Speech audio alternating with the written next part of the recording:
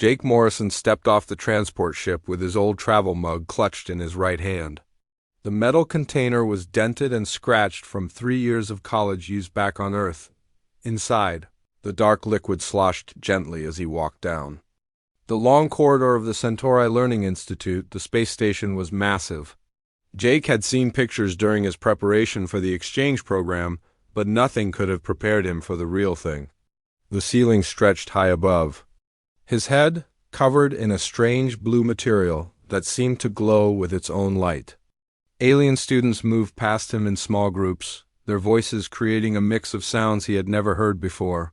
Jake took a sip from his mug and felt the familiar warmth of coffee spread through his body. The dark roast tasted even better after. The long journey from Earth, he had been worried about running out during the trip, but his mother had packed enough coffee grounds to last him the entire semester. A soft chiming sound came from behind him. Jake turned to see a being that looked like it was made of living crystal. The creature stood about 7 feet tall, with a body that seemed to be carved from clear, prismatic stone. Light passed through its form and split into rainbow patterns. On the walls around them, "You must be Jake Morrison from Earth," the crystal being said. Its voice sounded like wind chimes mixed with distant music. "I am Zephyr of the Viridian system. I believe we are assigned to share living quarters." Jake shifted his travel bag to his left shoulder and extended his right hand. "Nice to meet you, Zephyr. Sorry, I'm not sure how your people greet each other." Zephyr's crystalline form flickered with what might have been amusement. Colored lights danced under his surface like aurora in a night sky. "We share electromagnetic resonance, but I understand your species prefers physical contact." The alien extended what appeared to be an arm and carefully touched Jake's hand.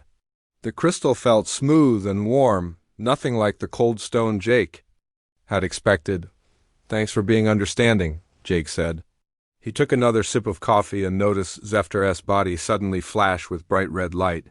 "Is everything okay?" The alien stepped back quickly.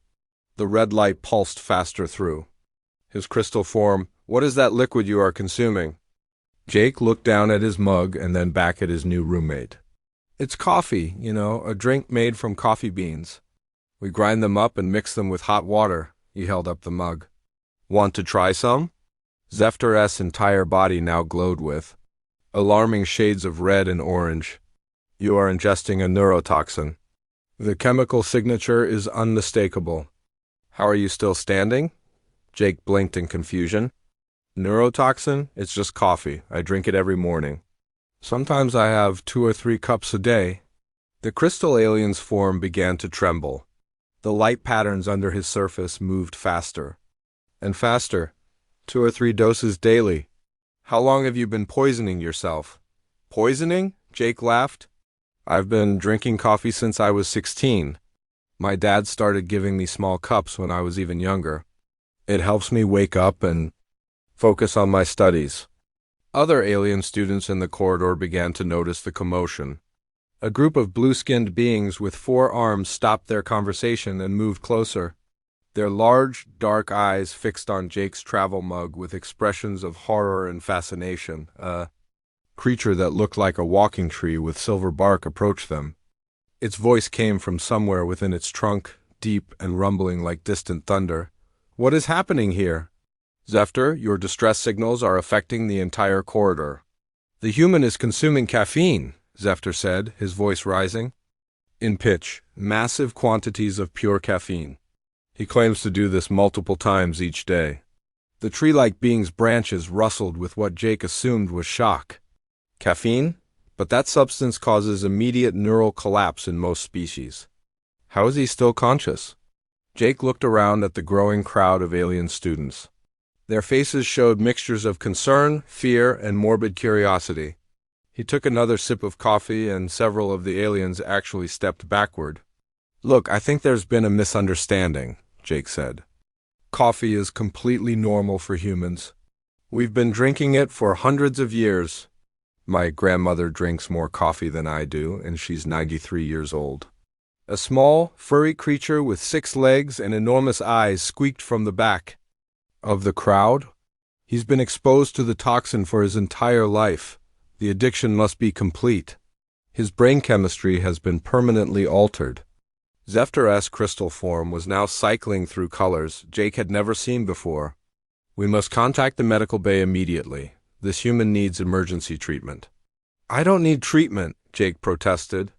I need to find my dorm room and get settled in. I have orientation in 2 hours. The blue-skinned beings whispered among themselves in their native language. Their forearms moved in complex patterns as they spoke. Finally, one of them stepped forward. Human Jake Morrison, we are the Kathmari. In our culture we have a saying, the poison cannot see their own death. You believe you are healthy, but your judgment is compromised by the toxin in your system. Jake felt frustration building in his chest. He had traveled across the galaxy to attend the most prestigious educational institution in known space, and now his fellow students thought he was slowly killing himself with coffee. Okay, everyone just calm down. Coffee contains caffeine. Yes, but it's not dangerous to humans. We process it differently than other species, apparently. The tree-like being's branches swayed thoughtfully. Different processing methods cannot account for such a dramatic difference in toxicity. The caffeine molecule is the same regardless of the species consuming it. More alien students had gathered, creating a small crowd in the corridor. Jake noticed that several of them had started recording the encounter with devices he didn't recognize. He was becoming the center of a xenobiological incident on his first day at the academy. Zephyr seemed to have calmed down slightly. The wild color patterns in his crystal form had settled into a steady, concerned blue. Jake Morrison, I do not wish to offend you or your species, but I must insist that you stop consuming this substance immediately. As your assigned roommate, I have a responsibility for your well-being. Jake looked around at all the worried alien faces staring back at him. These beings genuinely believed he was in mortal danger. Their concern was real, even if it was based on a misunderstanding about human biology. I appreciate that you're worried about me, Jake said, but I promise you, coffee is not going to hurt me. Maybe we can talk to someone in the medical department who knows about human physiology? The furry six-legged creature bounced up and down excitedly. Yes, Dr. Kleinash will know what to do. She has studied the biology of over 400 species. She will be able to save you. Jake sighed and took another sip of coffee. The familiar taste was comforting, even as the crowd of aliens around him gasped in horror. Fine, let's go talk to Dr. Kleinash, but I'm not giving up my coffee. As they walked toward the medical bay, Jake noticed that word was spreading quickly through the station. Alien students he had never met were staring at him with mixtures of sympathy and amazement.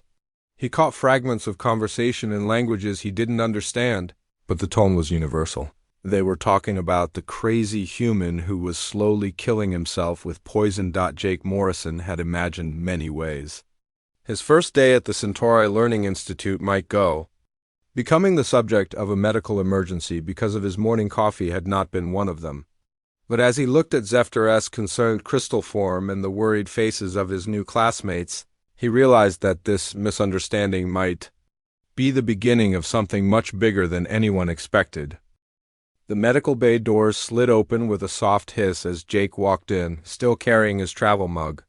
Behind him, a small crowd of alien students followed at a respectful distance. Their worried whispers filled the sterile white corridor. Dr. Kleinash stood at the center of the room, her 6 arms moving in practiced motions as she prepared medical equipment. The insectoid physician was impressive to look at, standing nearly 8 feet tall with a chitinous exoskeleton that gleamed under the bright lights.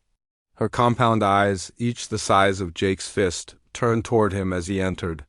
So you are? The human who has been consuming neurotoxins, Dr. Kleinash said. Her voice had a clicking quality that reminded Jake of crickets on a summer night. I have been monitoring the situation through the station's biosensors. Your caffeine levels are unlike anything in our medical database. Jake took a seat on the examination table and set his mug down beside him. Dr. Kleinash, I understand everyone is worried, but I'm perfectly fine. Humans have been drinking coffee for centuries. It's completely normal for us.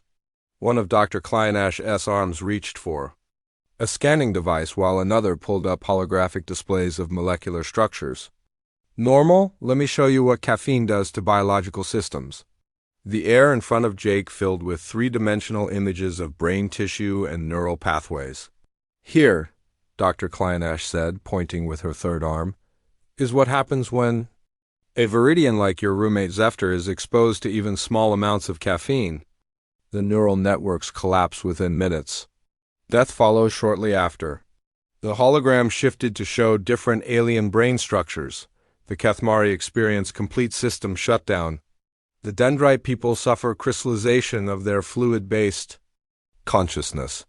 For the Fluffinari, caffeine causes their fur to fall out before their organs shut down.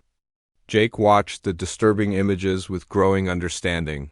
So caffeine really is deadly to other species? Not just deadly, Dr. Kleinash clicked, but one of the most universally toxic substances known to galactic science. It is banned on over 300 worlds and classified as a biological weapon by the Galactic Health Council. The door to the medical bay opened again, and Lisa Chun walked in. She was the only other human student in the exchange program, a biology major from California who had arrived on the same transport ship as Jake. Her short black hair was tied back in a practical ponytail, and she carried a steaming cup of coffee in a plain white mug. "Hey, Jake," Lisa said, completely unaware of the gasps from the alien students. "I heard you were causing some kind of medical emergency." She took a sip of her coffee and smiled. "What's going on?" Every alien in the room stepped backward. Zefter's crystal form flashed with brilliant red alarm colors. Another human is consuming the toxin. This is worse than we thought. Dr. Kleinash's compound eyes focused on Lisa with intense scientific curiosity. Two subjects. This is unprecedented. Young human, how long have you been exposing yourself to this substance? Lisa looked around the room at all the staring faces. Coffee? I've been drinking it since I was 12. My parents owned a coffee shop back in San Francisco. She held up her mug. This is my third cup today. The furry six-legged creature from the corridor fainted. Two of the blue-skinned Kethmari caught him before he hit the floor. The tree-like being's branches began to shake violently. Third cup? Dr. Kleinash's voice rose to a high-clicking sound. The lethal dose for most species is measured in milligrams. You have consumed enough caffeine to kill a small army. Jake stood up from the examination table. Dr. Kleinash, I think we need to talk about human biology. We're obviously very different from other species when it comes to processing caffeine. Different? Dr. Kleinash activated more scanning equipment. Child, there is no biological system in the known galaxy that can process caffeine safely. The molecular structure attacks neural tissue directly. It is impossible for any carbon-based life form to develop resistance to such a powerful neurotoxin. Lisa sat down in a chair next to Jake's examination table. Well, humans did develop resistance. My biology professor back on Earth explained it to us. Coffee plants evolved caffeine as a natural pesticide to kill insects that tried to eat them. But humans learned to process it safely over thousands of years of evolution. The room fell silent except for the quiet humming of medical equipment. Dr. Kleinash's 6 arms moved in complex patterns as she processed this information. You are claiming, Dr. Kleinash said slowly, that your species evolved in an environment so hostile that you developed immunity to substances that kill other sentient beings? Not immunity, Jake corrected. We just process it differently. Caffeine affects our nervous system too, but in a positive way. It helps us stay alert and focused. It's actually beneficial for human cognitive function. Zefter's crystal form pulsed with confused colors. The poison makes you smarter? It's not poison to us, Lisa explained. It's a mild stimulant. Like how some species need different atmospheric gases to breathe, what's normal for one species might be deadly for another. Dr. Kleinash began pacing around the room, her 6 legs carrying her in precise circles. This challenges everything we know about galactic biology. If humans can safely consume caffeine, what other substances might your species tolerate that would kill the rest of us? Jake and Lisa exchanged glances. Well, Jake said carefully, there's alcohol. We drink that recreationally. Several aliens made sounds of distress. The tree-like being's branches drooped toward the floor. Alcohol is a cellular poison. It destroys organic tissue. And chocolate, Lisa added. Lots of humans eat chocolate every day. Dr. Kleinash stopped pacing. Chocolate contains theobromine, another deadly alkaloid. You consume multiple neurotoxins simultaneously. We also eat spicy food, Jake continued. Capsaicin is technically a chemical weapon that plants use to prevent animals from eating them, but humans love it. The medical bay erupted in confused chatter as the alien students tried to process this information.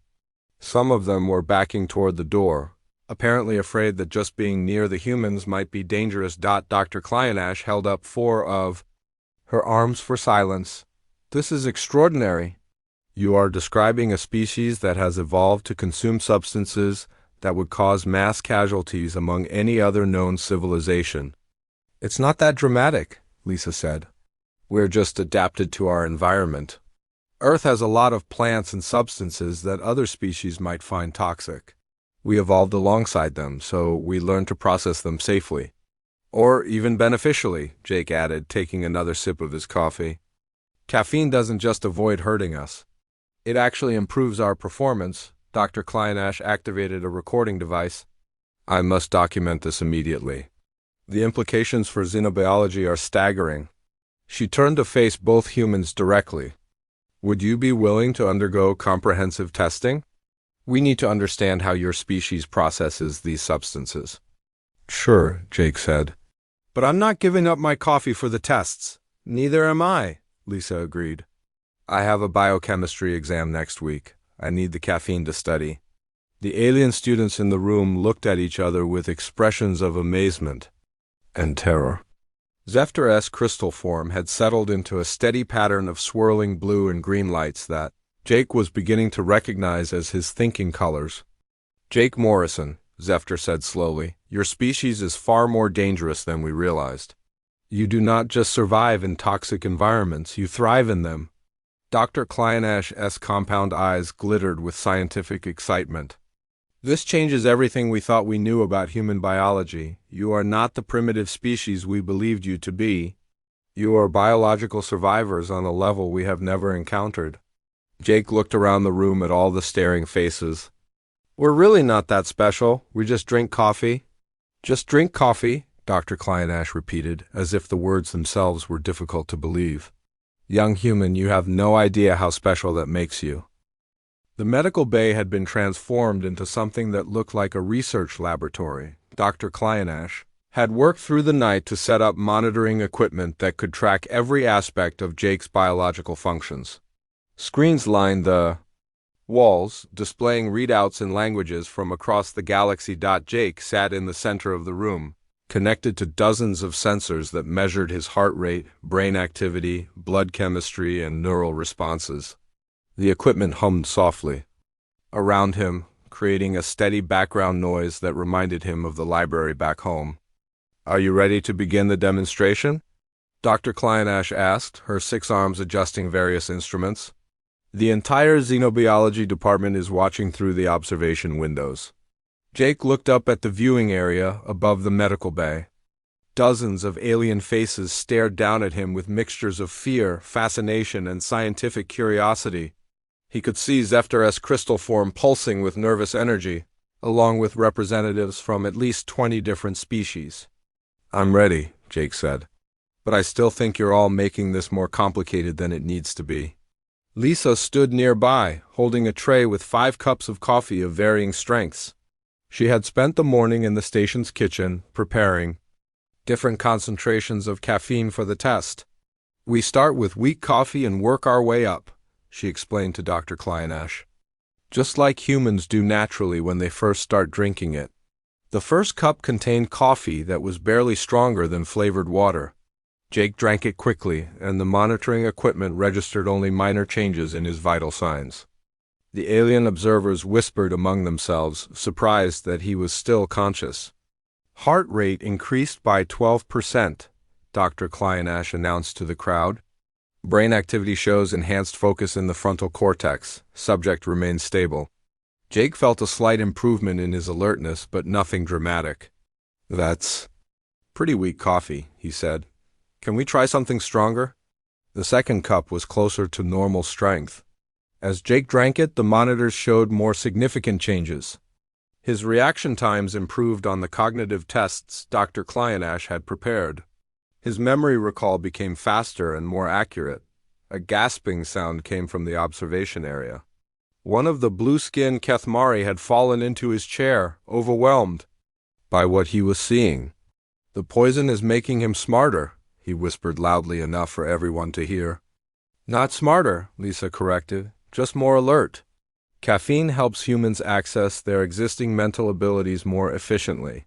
The third cup was strong coffee, the kind Jake usually drank in the mornings. The monitoring equipment went wild as his brain activity increased dramatically. Colors and patterns danced across the screens as his neural networks fired more rapidly. Incredible, Dr. Kleinach clicked excitedly. His problem-solving speed has increased by 40%.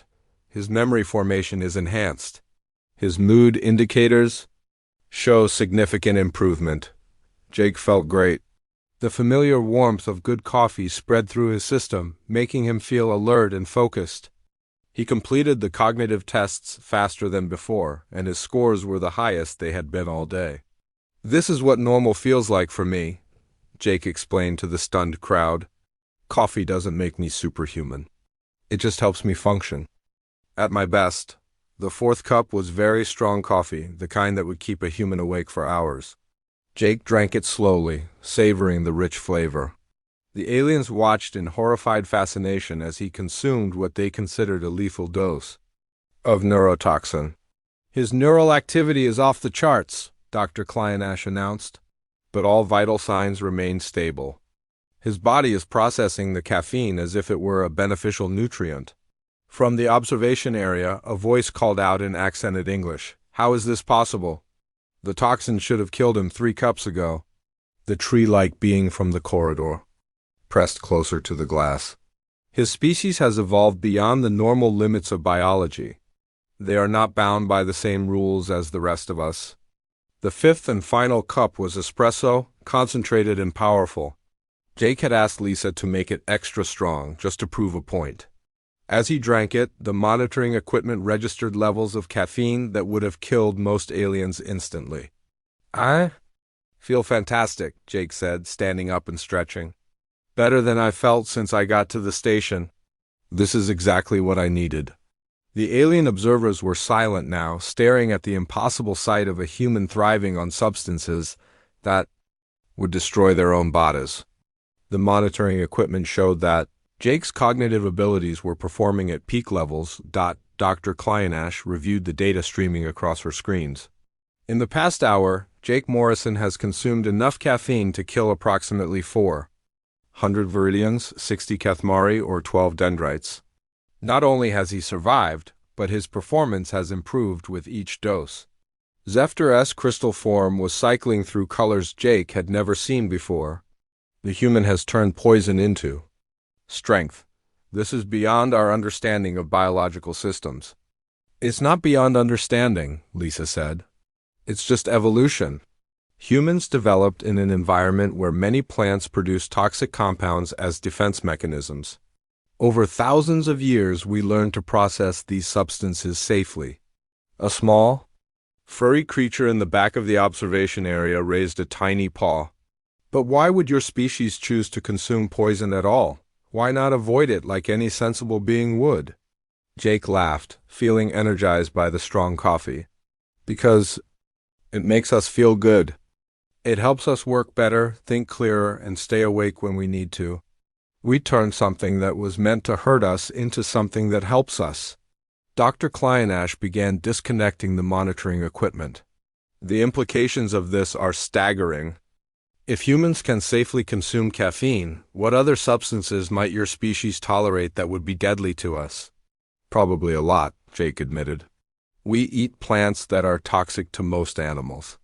We drink alcohol that would poison smaller creatures.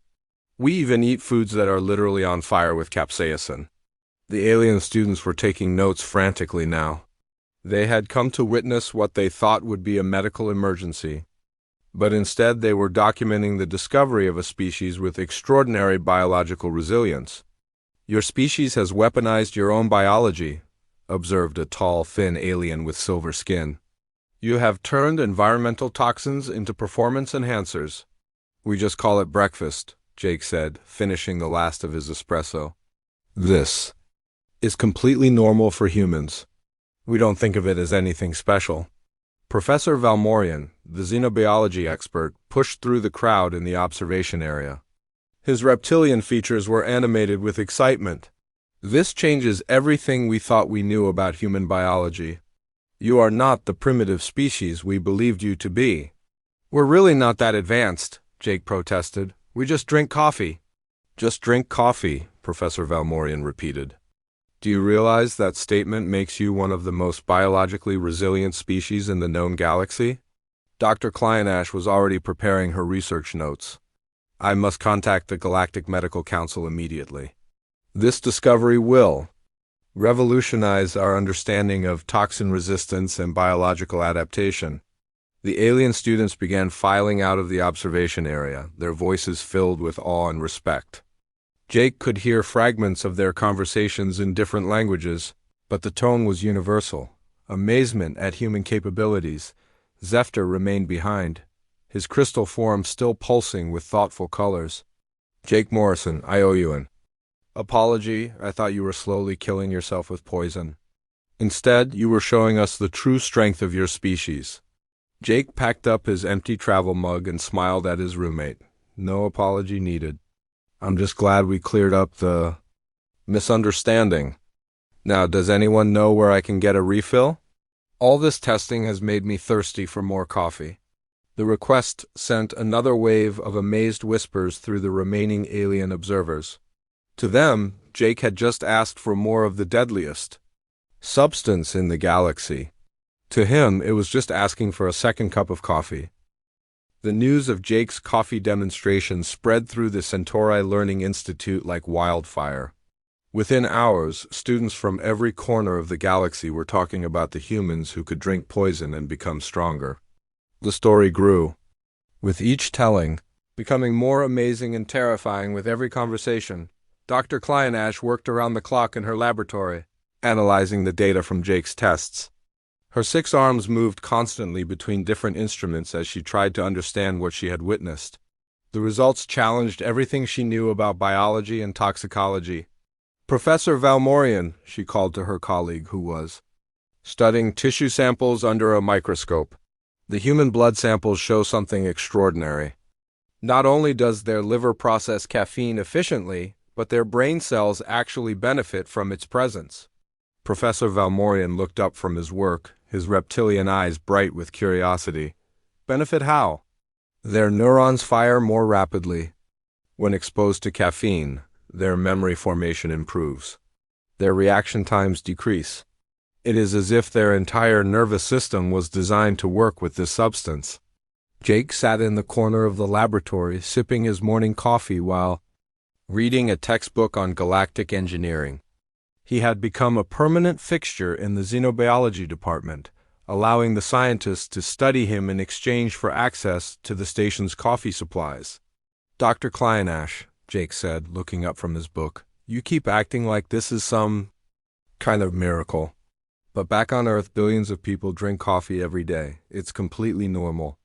Lisa entered the lab carrying 2 cups of coffee and a stack of research papers. "I've been reading about human evolution," she announced.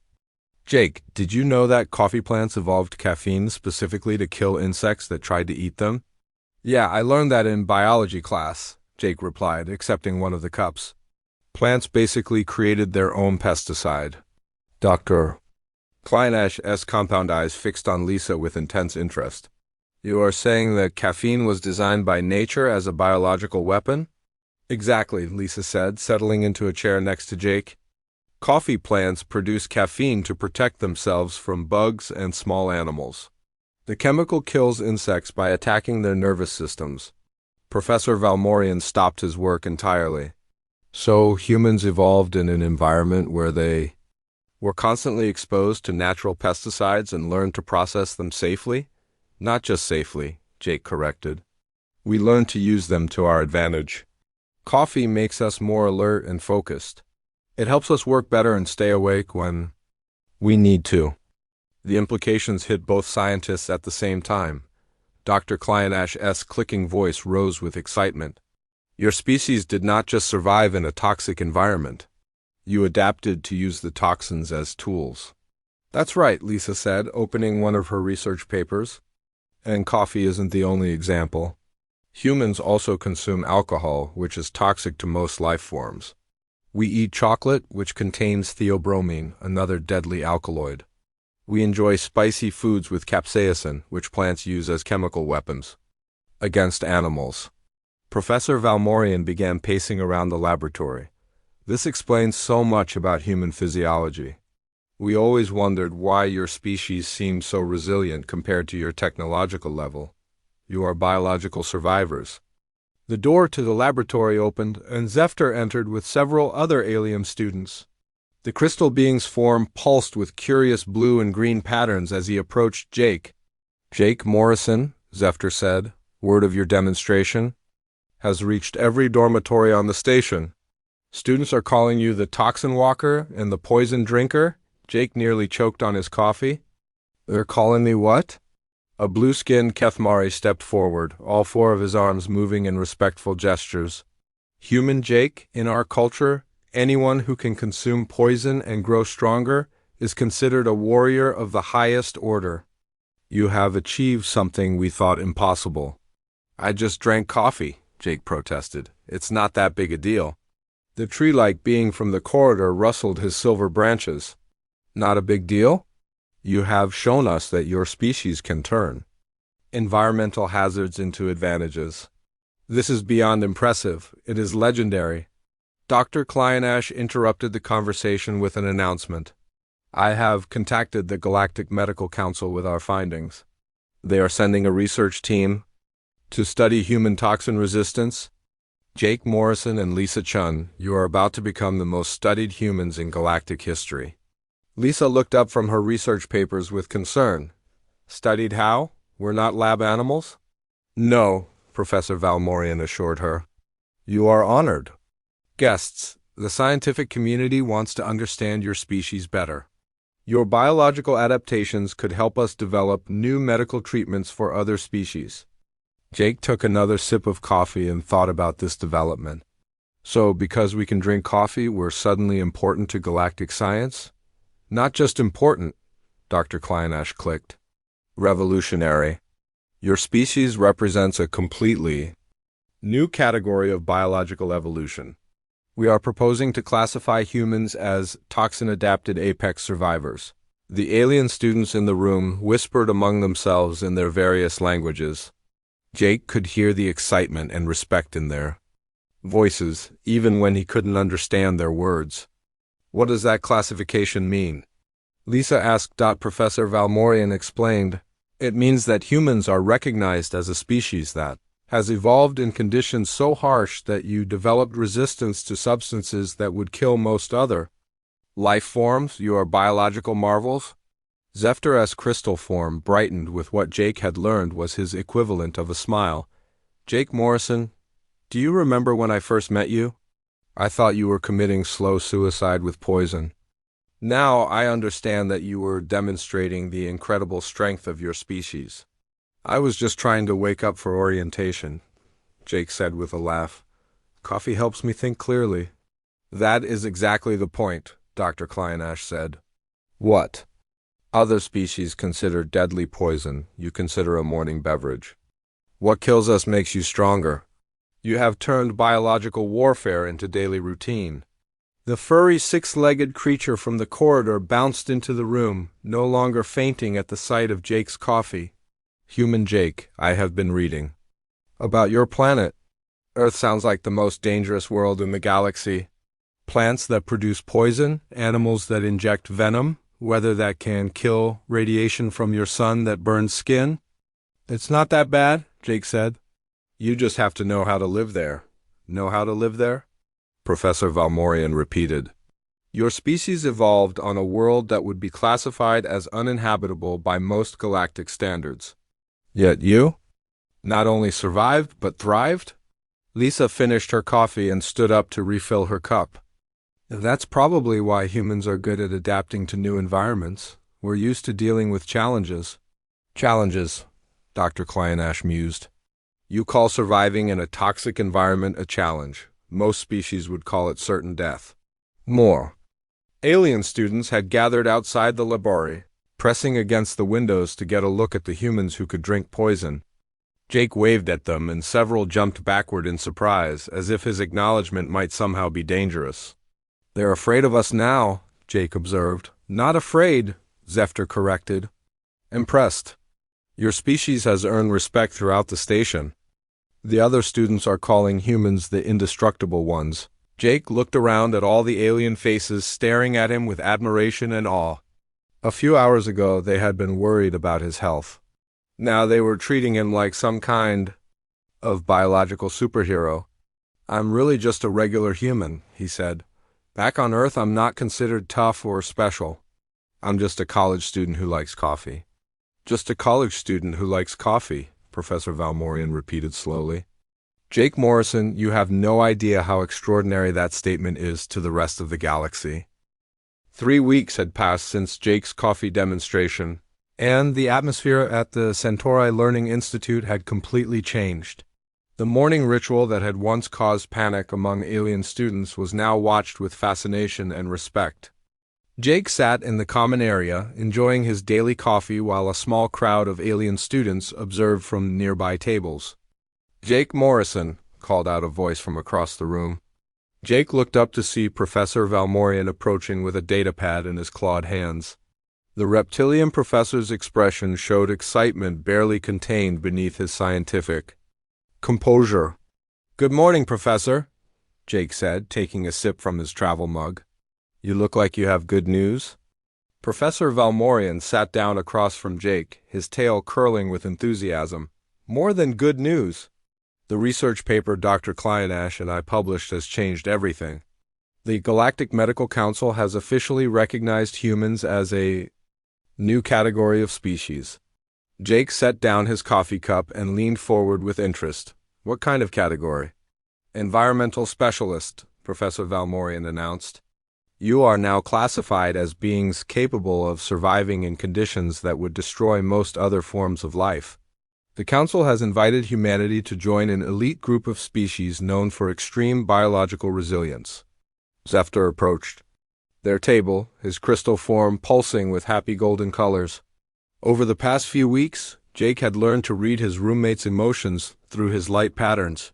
Jake Morrison, this is wonderful news. Only 7 species in the galaxy hold the environmental specialist classification. What does that mean exactly? Jake asked, genuinely curious about the implications. Professor Valmorian activated his datapad, showing Jake a holographic display of galactic territories. Environmental specialists are called upon when other species encounter worlds or situations too dangerous for normal exploration. You would be pioneers and surveyors for hostile environments. Lisa entered the common area carrying her usual morning coffee and a stack of textbooks. Her biology studies had become even more interesting since the revelation about human toxin resistance. Are you talking about the Council's invitation? She asked, sitting down next to Jake. You heard about it already? Jake asked. Lisa smiled and took a sip of her coffee. Dr. Klyainash told me this morning. She also said that 3 universities want to establish exchange programs specifically to study human biology. We're going to be famous. From a nearby table, the furry 6-legged creature that Jake had learned was named Pipsqueak bounced over to join the conversation. Human Lisa, human Jake, I have been studying your planet Earth for my xenogeology class. Your world is terrifying. Terrifying. How? Lisa asked with amusement. Pipsqueak's enormous eyes grew even wider. Your oceans contain creatures with enough poison to kill thousands of beings. Your land has plants that can burn skin with their touch. Your atmosphere lets through radiation that would be deadly to most species. Yet humans live there happily. Jake laughed and patted Pipskika's furry head gently. When you grow up somewhere, you learn to deal with its challenges. We develop immunity to a lot of things over time. The blue-skinned Kethmari students at the next table had been listening to the conversation. One of them approached with all four arms moving in what Jake now recognized as respectful gestures. "Human Jake," the Kethmari said in careful English, "may I ask you something that has been troubling my people?" "Sure," Jake replied. "What's on your mind?" "If your species can survive such extreme toxins, what happens when you encounter truly dangerous situations? Do you have any biological limits at all?" Jake considered the question seriously. "Of course we have limits. Humans can be hurt or killed just like anyone else. We're not invincible. We've just adapted to specific environmental challenges on our world." Dr. Kleinashe entered the common area, her 6 arms carrying various scientific instruments.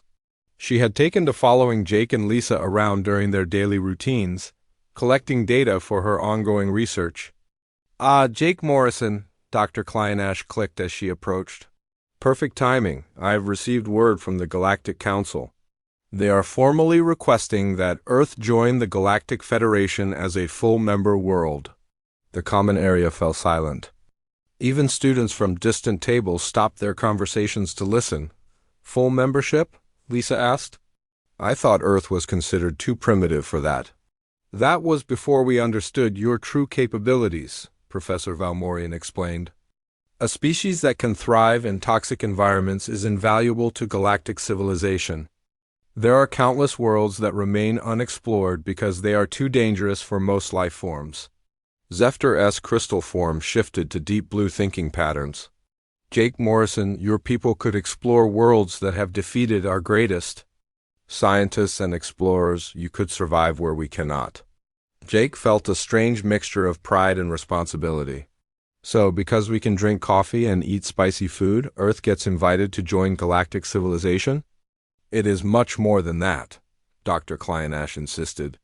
"Your resistance to toxins suggests resistance to many other environmental hazards: radiation, atmospheric poisons, biological weapons. Your species represents hope for exploring the most dangerous regions of space." The tree-like being that Jake had learned was called Branch Whisper rustled over to their group. "Human Jake, in my culture, we have legends of beings who could walk through poisoned forests and drink from toxic streams. We thought they were myths. Now I realize they were stories about species like yours." More alien students had gathered around their table, creating an impromptu assembly in the common area. Jake looked around at all the interested faces staring at him with respect and admiration. "I still don't feel like we're anything special," Jake said. "We're just humans doing normal human things." "Normal human things," repeated a voice from the crowd. Jake looked up to see the station commander, Admiral Vexenara, approaching their group. The tall, elegant being with silver skin and 4 arms commanded respect from every species on the station. "Admiral," Professor Valmorian said, standing quickly. "We were just discussing the Council's invitation." Admiral Vexenara's 4 eyes focused on Jake with keen interest. "Jake Morrison, I've been following Dr. Kleinashe's research with great attention. Your species' capabilities have implications far beyond simple toxin resistance. How so?" Jake asked, standing respectfully. "Consider this," Admiral Vexenara said. "If humans can process deadly substances as beneficial nutrients, your species might hold the key to medical breakthroughs that could help other civilizations. Your biology could save millions of lives across the galaxy." Lisa's eyes lit up with understanding. "You mean studying how we process toxins could help develop treatments for other species?" "Exactly," Dr. Kleinashe clicked excitedly. "Your liver enzymes, your neural adaptations, your cellular resistance mechanisms, all of these could be studied and potentially replicated to help others." Jake took another sip of his coffee, thinking about everything he had learned. "So our morning coffee habit could actually help save lives?" "Your morning coffee habit," Admiral Vexenara said solemnly, has already changed how the galaxy views your entire species. Earth is no longer considered a primitive backwater world. You are now seen as a planet of biological marvels. Zephyr's form pulsed with warm, friendly colors. Jake Morrison, when I first met you, I thought you were the most foolish being I had ever encountered. Now I understand that you represent the incredible adaptability and strength of humanity. Jake looked around at all the alien faces surrounding him. Students from dozens of species, professors, researchers, and even the station commander all gathered because he had drunk coffee in front of them. You know what the funny thing is? Jake said with a smile. Back on Earth, I'm not even considered a heavy coffee drinker. My grandmother drinks twice as much as I do. The crowd gasped in unison. Admiral Vexenara's 4 eyes widened with amazement. There are humans who consume even more of this substance? Dr. Kleinash asked in astonishment. Oh yeah, Lisa added.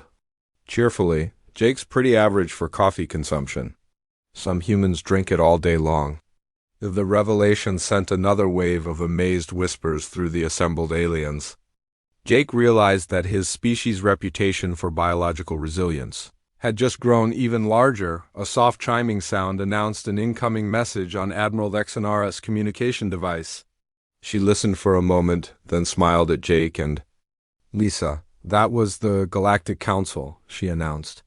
They have officially extended the invitation for Earth to join the Federation. The message includes a simple request. She paused for dramatic effect. Please bring your coffee. Jake raised his travel mug in a mock toast. To coffee, he said. The drink that got humanity into the galactic community. The alien students erupted in cheers and applause, each species expressing celebration in their own unique way. Jake Morrison had come to the Centauri Learning Institute as an ordinary college student. He was leaving as an ambassador for one of the galaxy's most remarkable species, and it all started with a simple cup of coffee.